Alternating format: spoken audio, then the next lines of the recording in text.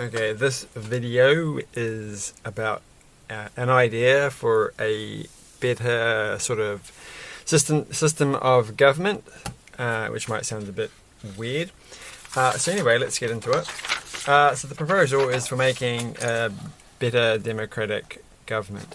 I think at the moment we live in a world where democracy is facing a few challenges.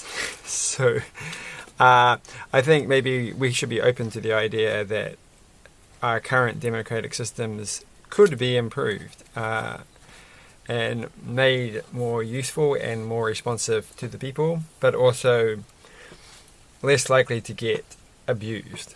So this system here is going to be primarily focused on adapting the Westminster parliamentary style of democracy. So that would be obviously the UK and other countries like Australia, New Zealand, Canada, and countries like that. So countries that have a prime minister and a parliament.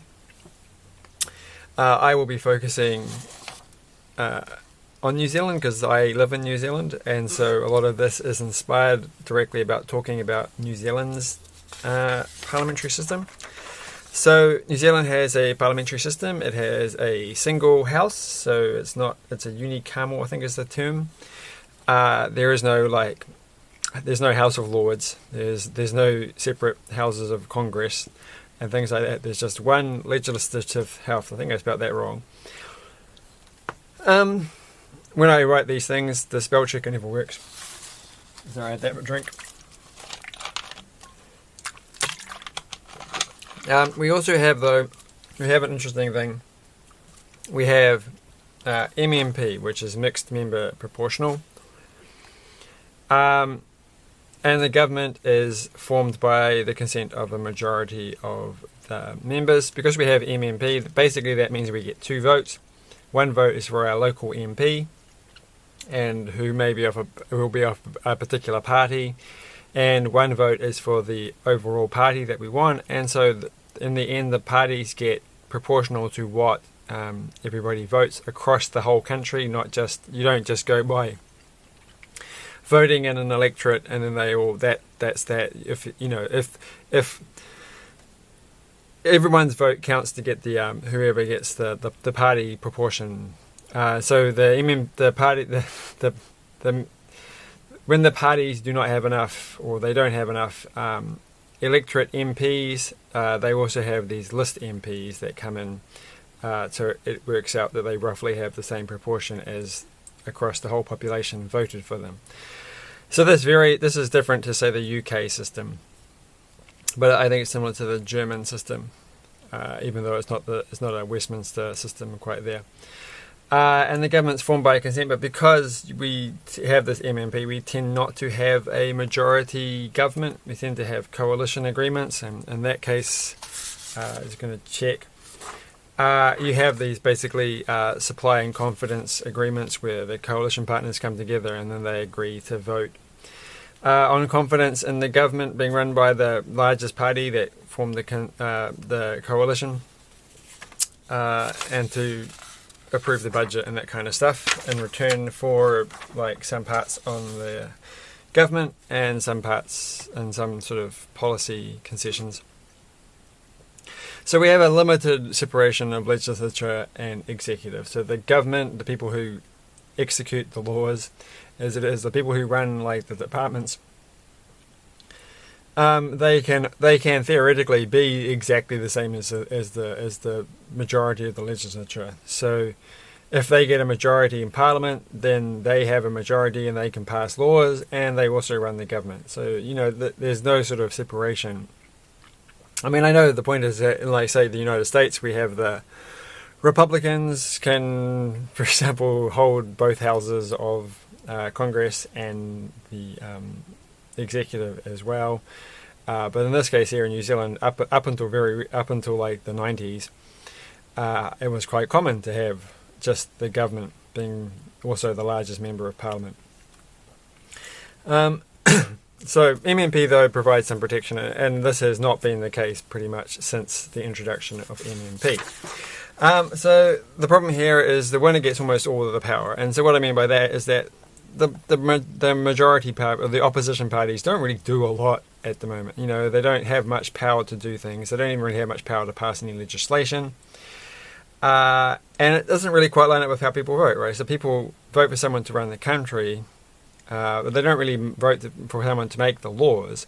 And then when they vote, a lot of people vote for one party, but that party really ends up having not much to do except, you know, make complaints about the other party. And there's with MMP, it's not so bad, right? Because there's multiple parties, so quite often you do get the opposition party being required to pass certain legislation, but they don't get so much opportunity to actually put forward legislation.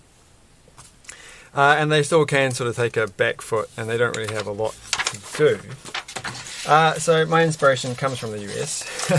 Up until recently, it was, you know, it seemed like a good system. So you have a fully separate executive and legislature. So the government isn't formed by people who are voted into Parliament. Is the thing that I think is interesting here. So it's elected separately. You vote in the United States. You vote for a president, and then they go off and they create their cabinet. They're not part of the Congress. They're not part of the legislature. And so you would vote for them like with a first past the post with a runoff like thing. If you have like multiple candidates that are very highly thing, you take the two best and then you redo the election with the last two. And so what I also am going to propose is that you'd move to two houses. So now I'm talking about what I think it would be a better system for New Zealand. So the first thing to do, government, separate thing. You vote for that separately.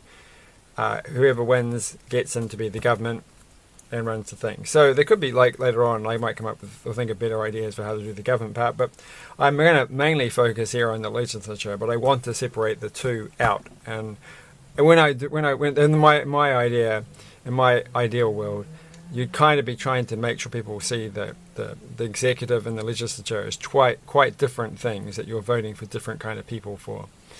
So we're going to have two houses. So this is where it gets interesting. So there's going to be a sort of there. So the first house would be elected MPs, like we have at the moment in New Zealand. But the first, most important thing here, their job is not to create legislation. Their job is to evaluate legislation and then vote on it. This is their primary job. Like there will be other little minor things in the way. They may vote on some things that the government put forward, like their budget and that kind of stuff. But for now, they're not going to be the ones creating the legislation. They're only going to be the ones voting on it. So they're kind of like the Senate, or I think that's how the Senate works. But they may have other roles, so blah, blah, blah. So they could also follow the reading. So we have this thing where you have 3 readings when a bill gets put forward. A bill is just a proposed legislation. You go through various steps of readings. You could have different things. So you have a subcommittee, and then it goes to a fuller committee, and then it gets voted on each time, and amendments can get made. So they'd be doing the same kind of process. But the important part is the second house. So maybe this should be the first house. The second house has the job of creating legislation, but they don't vote on it. So again, it's just like it's separating very clearly in a parliamentary sort of. I'm thinking, trying to replace a parliamentary sort of system with an inspiration from the US system. But this is where I think things get interesting. So in this case here, you don't vote for individuals. You don't vote for Senate people. You don't vote for the second house is not made up of individuals. It's made up of parties. So you vote for different parties, and then those parties get to put forward bills proportional to their share of the votes. So if one party gets 50% of the votes, then 50% of the bills that go before the first house are going to be from them, and the rest will come from the other parties.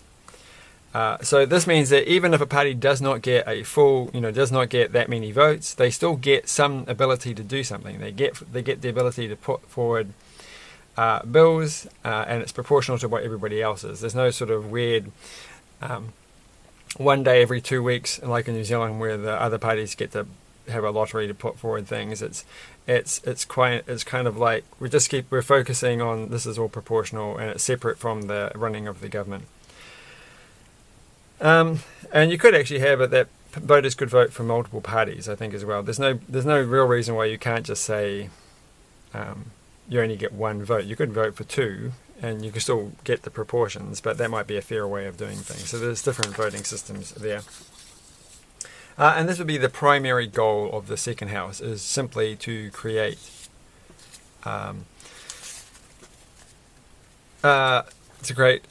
bills proposals. Now, I would say, well, there's one other thing is, in this case here, maybe not everybody in this house has to be an elected one, an elected group.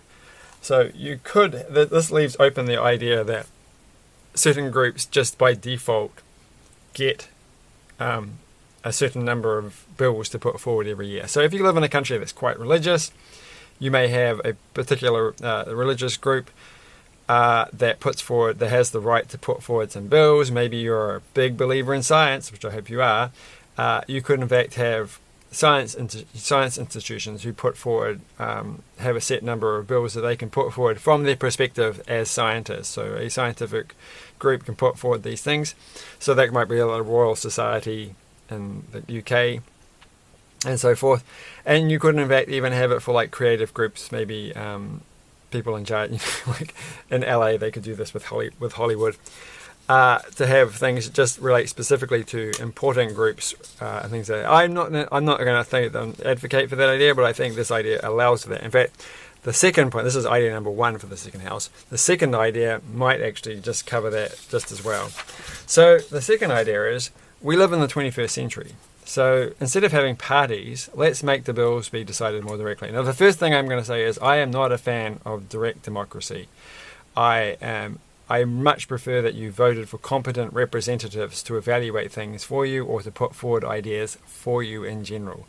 So I do think there, in my original, going back to house number 1, you want to vote for people who will spend their time evaluating ideas and bills properly and understanding everything. I don't want the general public voting on every single bill that comes through. I don't really believe that direct democracy leads to a better society. I'm sorry, I'm just going to say it. But in the case of the second house, maybe we could do this slightly more directly. So in this case here, anybody or any group could post on a website. So in the first idea, I would say that the people who get elected would get funding to run proportional to how many votes they get. So they would have funding to actually create bills. So they would have, they wouldn't have to rely on donations so much. But sorry.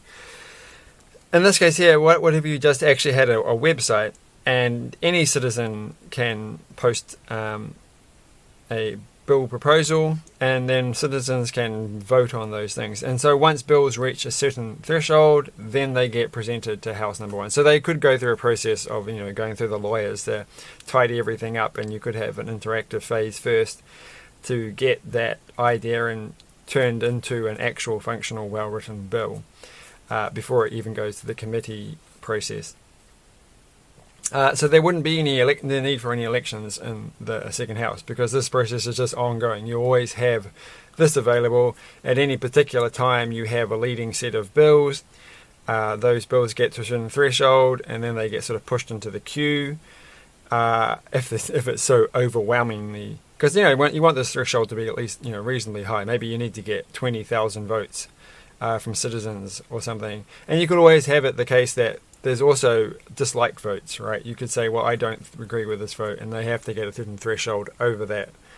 I mean, the interesting, maybe this doesn't work because of the way people work. So, but it's an idea that I think is worth putting forward, because also you don't have any elections, which is nice. So you could actually do both styles, though. That's what I was going to get to next. So you could have, most of the bills being by elected parties, but then you could have an allocation for these publicly submitted bills. So that could, open up for people to feel they always have some, if they really disagree with how the government's currently going, they've got some ability to put in, or how the current legislation is going, they have an ability to put in a say. And of course, if you had a website like this, you could also put forward public opinion on various bills as to what they think, and you could manage it that way. And you already have public submission processes, so I don't know if being able to vote directly is, again, a very useful thing. It's much better if someone has to put some effort into writing something. So, yeah. One last thing about house number 1 is that about these things, we have the thing with, I didn't make a slide for it, but geographically, people tend, at the moment we have MPs allocated on your geography, but I don't actually know if we don't really need that in the 21st century. You could just have a whole list of candidates, and they could have their sort of biases or preferences that they come from. Maybe you've got some LGBT advocate, and you could just pick 10 different candidates that you like out of 100 or whatever, and those votes could be used to pick people, and it could be across the country. And you could have a geographic one as well for someone that you're going to actually go see in person to express. So the first house also would have the job of connecting and liaising between the public and the government and the second house as well. And the executive could have some ability to create bills as well, to put forward to house number 1, and they could have some ability, possibly, with veto powers and checks against abuse, if you're going to put those things in, as a possible way of making sure that you don't get a situation. It's hard, it's hard to say that this is a very good idea. Is it going to work given the way some things are at the moment? But there's, the possibility. I don't want to concentrate too much on the government because I think that's pretty straightforward. So the advantages are it's more direct, but it's not too direct. So as I said, kept saying, I do not believe that giving people a direct vote, the average person doesn't really understand the intricacies of most things that we have to decide. It's just a fact. I'm sorry, I'm just going to say it. Things are complicated. If you go around saying, I believe in common sense, then you obviously don't really understand the issues at hand, because nothing is that straightforward and nothing is that black and white, and common sense quite often misses the important points. So I wouldn't trust the vast majority of people to directly vote on things, but I do think, of course, they should be voting for representatives who can spend the time to learn and understand and make sure that they know what they're doing. So as it's better to vote for competent representatives whose job it is to focus on the issues and to make informed choices. But we're still allowing the use of public interaction. So obviously through our website we can engage some public sentiment, and of course we can have people directly talking to their local MP still. I'm not going against that. So this is in one way only a minor change to the way things also work. So yeah. And I think this aligns better. I think when people vote, like in New Zealand, I think the average person, they don't really understand maybe, or they don't really connect with what they're voting for. It sounds a bit rude, but I don't know if they really do. If they get the whole parliamentary process and the whole government process. In New Zealand, they don't. I think if you live in the United States, hopefully you understand the differences between Congress and Senate and I'm using the wrong word, and the government, of course, and who you're voting for president. But I'm trying to put that into a parliamentary sort of context. So you are voting for the government directly, and it's separate from the people who are voting for the laws. And it's quite useful because I think quite often the people you think are going to run the systems as they are defined the people who are best for that are quite different from the people who might be making up the laws or deciding on how the framework that the government should be running within. So I think, that's definitely how I think. Some people might have felt these people are actually really good leaders, and they're the kind of people that we want, being the sort of figurehead that we all look towards in times of crisis. But they may not have the best ideas about the kind of laws that we need in our society, and they kind of can be different people, and it's nice to be able to separate those two things out. So as I said, they don't need to be voted on. I did actually have a note on this. You don't have to vote on them geographically, but you could have two separate different types of votes. One's for a sort of global, national representatives who represent particular types of views that you really want, or viewpoints that you really want to get pushed forward. And so also for a particular bill, there's no reason why you want to have the same number of MPs as you currently have. Like I think New Zealand has 120 in general. They usually have 121, 122 because of a quirk in the way things work. But you could have more because their job is not to create legislation. Their job is to vote on these things. You could have more, and then you could have more bills, and you can make the job easier. So for a particular bill, a set of MPs are randomly selected, and they will go through the process of analysing and voting on that bill. So you could, make this more efficient without making it much more expensive. I don't think these MPs should be paid quite as much as an MP. Like this House MP is not going to be paid quite as much as the current MPs.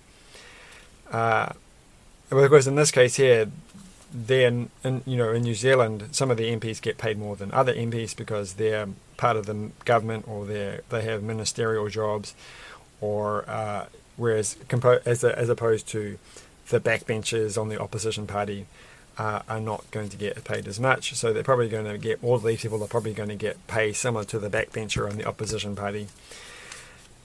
Of course, don't want to say don't pay people a good salary. You don't want to pay them minimum wage. I know that some people always say, you should pay them minimum wage so they know what they're doing. But no, you want to avoid corruption.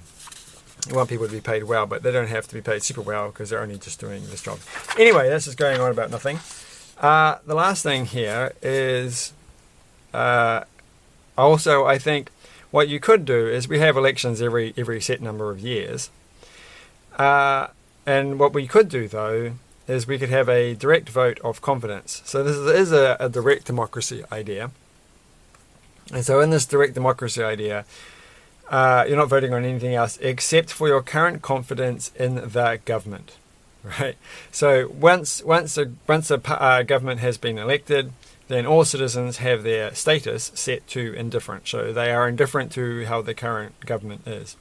And so through an app or a website or going to the post office, they can change their sentiment of the government to how it's currently doing, to dislike or like. So you'd probably expect a lot of people who really dislike them to jump in pretty quick and change their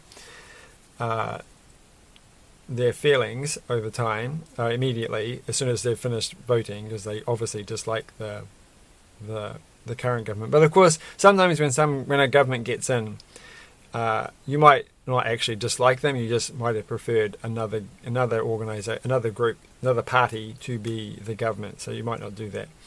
But there would be a sort of a lead-in period where whatever you currently feel doesn't matter so much. But after a certain point of time, if there's a certain threshold of dislike reached to like for a sufficient time, this would automatically call a new election. So if there was like a noticeable increase in dissatisfaction with the current government, and that was maintained for a period of months, then that would automatically call a new election, and that would just be automatic. I was thinking if this happens again in a short period of time afterwards, then you would probably this is a separate idea. So you would basically do this. So I am thinking here a certain current situation on a certain country at the moment. This would be a way of being able to say, whoops, we made a big mistake. Of course, the thing here is, don't forget, a lot of people don't actually bother to vote for their government, and they don't really care. And if it turns out that their government is rubbish, but they didn't really expect it, this can be a way of going, whoops, we made a mistake, we need a new election. I didn't realize it was going to be this bad. So there's some time. You can't just immediately kick somebody out that they've just got in. You've got to have some degree of stability. But if there is, this would be proportional. Let's just say it's only been 6 months, but the dislike factor is it's like this dislike to like, then that's gonna force a re-election. Whereas if it was only like this, that's only going to count if it's been 2 years or something like that. You'll still be having regular re-elections. So this might be after 3 years or 4 years, you'd have another election. So this is just an additional thing on top of the way things are. And that, of course, could apply for your local geographic MP or MPs that you have elected, or other parties that you've elected to do legislation or whatever. But this is, I think, primarily this would be a very useful thing for the government, so that you're holding the government to account. So that's all I have to say on that, and I managed to finish in the 29 minutes which my camera allows me to record. Thanks for watching this video. The next one is probably going to be a depressing one, and then there'll be another one on rubbish which won't be so depressing. Thanks for watching. Bye.